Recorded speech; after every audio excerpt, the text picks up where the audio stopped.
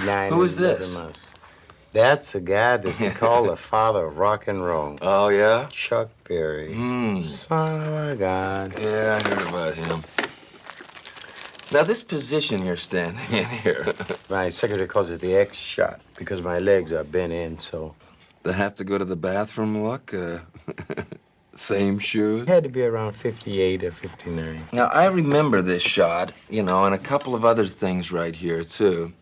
I guess I was maybe 12 years old when I first saw this, but when I first heard this, for me, there was a kind of separation in your version of rock and roll and everybody else's. It was like, where did this guy ever hear of Beethoven and Tchaikovsky, the lyrics that you were using and everything?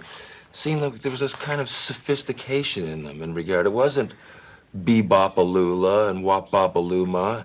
It was lyrics going by, like bang, flying by. It wasn't somebody who was just trying to get to the end of the song. It was somebody who was actually, each line was written out. Trying to tell a story, Robbie. Yeah? Really. It came from actually poetry. Poetry portraits a scene or a story, and that's where my lyrics would originate from. Some thought that from it came a story and then proceeded with music or some riff that reminded me of some situation that brought about a story, you know. Could come from music or come from lyrics. But poetry, you knew about poetry. You were into poetry. Very much so. Really? Very much so. Because that's kind of unusual when, in that period, that rebel period and everything. I mean, poetry and sissies kind of went together. So it was a rebel against a rebel idea. I don't know. Beatniks were into poetry a lot. I used to see. That's true. Yeah, Beatniks were into poetry. Yeah. And, just before I turned, this picture here was in my first office. Sex symbol picture. Maybe I was 19. Young and tender and innocent, you know. But Pretty here innocent. you can see I began to learn things. Yes, the innocence is slipping away in this picture. Yeah. I began to lose money there.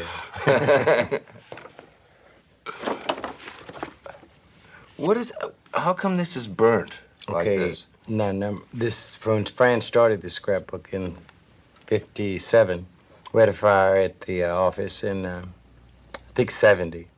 And it burned our scrapbook, and these are survivals of it. And what we have here, my first car that my sister To the registration? had to sign for, yeah.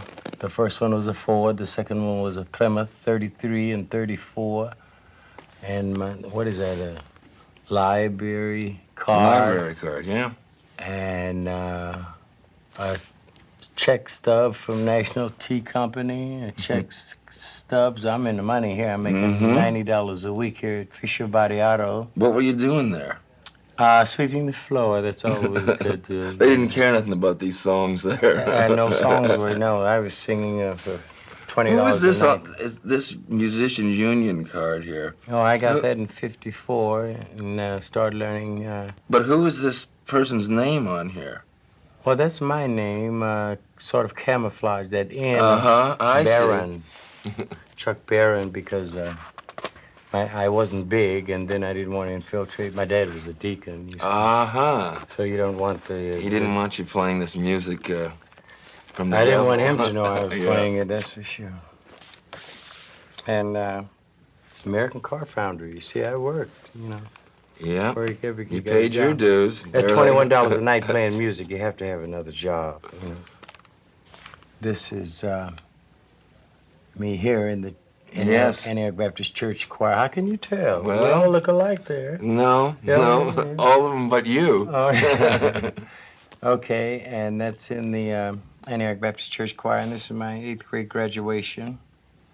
And I don't know where they all put. He's put me on the top row. In the back row, too. Oh, yeah. I'm only majored in math. I flunked all of my history. What is this, you playing the saxophone?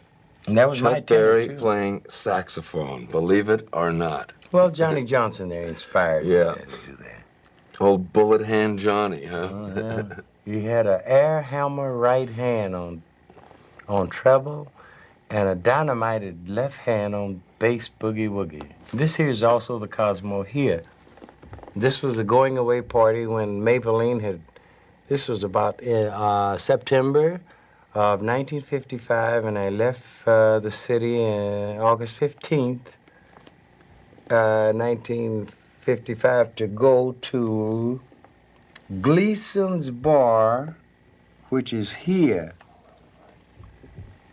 Gleason's Bar, August 15th, 1955, Cleveland, Ohio, $800 a week behind $21 a night at the Cosmo over there. And just the week before, I was making $32 at the Frolic Bar, $14 at the Three Brothers, $60 with the whole band at the Green Dragon. The Capital Cocktail only paid $15, but Gleason's, $800 a week. That's when you decided, I think this is for me, huh? This is the way to go. Of course, you know who this guy is. And Robbie, this is Muddy Waters behind the mic. Yes, it is. And this is a disc jockey in Chicago. He's pretty big, named Al somebody. But this is Leonard Chess. Yep. In his glory. Mm-hmm. With a hit maker on his hands. And this was my first and only manager. Oh, yeah? 400-pound Teddy Reed, you know. Uh-huh. Who saw fit to slip $50 of $150 PC into his pocket. And I have to know for a fact because I dated the owner to the club, and she happened to mention that it was $150 PC, and I says, oh, yes, you know. So now I know by a manager clip. You learn all these things as you go. So, and you've never had a manager since? No. I couldn't get rid of him until I lay dead, until he did sign one of my checks and endorsed it, rather. And then I asked him for that or release. I remember the first time I ever saw you on one of these Alan Freed shows. It was in Toronto, and you're coming through. And it was a big thing. You were by far the biggest star on the show. The show begins, and you're the first act that goes on. I thought to myself, I mean, even at that age, I thought, this is strange. Well, listen, How come Chuck Berry wants to go on first? Well, it's not once, it's where they put you. And so, all right, well then, I didn't know let's that cut the star ahead. was Let's on the cut air. ahead in time, and a year later, I see an Alan Freed show playing. The show opens, Chuck Berry plays first. I think, what is this? Why did you insist on opening the show? I mean, I could see in that stage, they said, okay, Chuck, we want you to go on first. Then you had like 2 or 3 more hits after that. I go and see the show. You're still playing first. What was the... Okay. There had to be a method to this madness. Okay, I was a good opening act. And it didn't matter to me, and then... Because everybody was arguing over, I'm going to close the show, I I'm going to close the show. But Chuck Berry, because Chuck Berry didn't know that the star closes a show until maybe 2 years into his career, when he began to look at the money that the stars got and why they closed. Then he wanted to close, you know.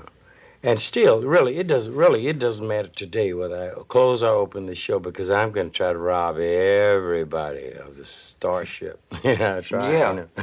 I thought, there's got to be something to this. It's something I thought. It doesn't matter. I got to understand. You know, there must be some kind of special thing that he's onto that nobody else is getting, or something. And in this. Here, if you go on first and you're not responsible for a riot if it happens, or you get and you're finished, and if the thing breaks up on the third act, you're still finished, and you're remember, it's a livelihood also. Did you stick around and watch the rest of the shows? Oh yeah, because you had to ride the bus to the next gig, and then not knowing that the better position and the better status of a artist to play last, last impression last. I didn't know these things, In fact, when I went to the Paramount, my first New York gig, I didn't know that you changed. You do 5, 6 shows a day. I didn't know that you changed. And the one suit that we had was satin, and had the impressions of Seersucker. Seersucker, you old enough to know what a Seersucker. and it was wrinkled, and and I found out that they had irons and things to do your clothes up also, and people there to sew your clothes. All these new things. And really, until I got to the Paramount, I didn't know that you had a room to yourself, like a dressing room. Mm-hmm. Well, this is almost like home. All you have to have is a car and your guitar, and you can make it in the world. You're just constantly playing gigs. You have to have one every night, have somewhere to sleep. When, how come you did so much work with Alan Freed? I mean, you must have been in every one of those Alan Freed movies. Well, now. All of those shows. I mean, did you have a good relationship with the guy? I mean, did you have a good business relationship with him, or did you really think that he was? No, I tell you, had a good relationship with him. My record company. Oh yeah. And this was I when get it. Paola was born, and the record company gave, as I understand it, the record company gave the record to Alan Freed, and it was either jumping from Cleveland to New York, whatever station it was. And, of course, then, with a little compensation, you played a record. And I imagine that's what he got because he played it, and it was heard. Now, the record might have had a little punch to it also, and I imagine it did by living all these years.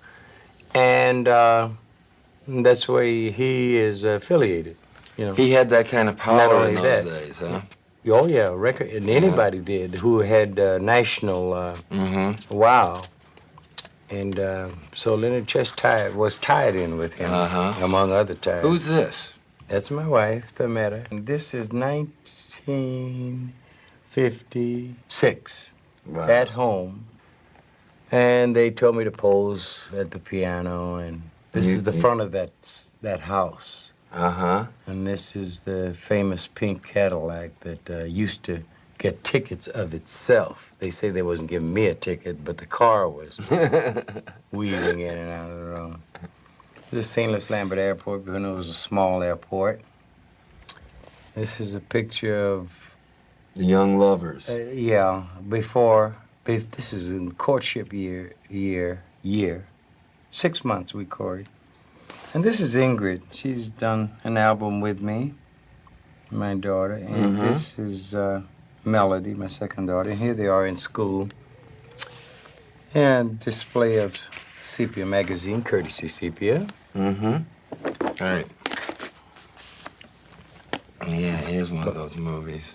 Yeah. And this is Rock, Rock, Rock, the first movie I did, and it was with Alan Freed. I don't know what the figure on it. It's something like $600. I didn't know it. A lot of money to me then. Yeah, roll over Beethoven. How far did you go in school? I mean, that's what made me think when I was a kid. I thought, God, this guy must have gone to school or something. He's talking about Tchaikovsky and using these kind of lyrics. Okay, I went to through high school. And a bit of college, but not general education. It was on cosmetology. I went to college. Only for cosmetology, hairdressing, coiffure. Really? Coiffure. Oh, yeah.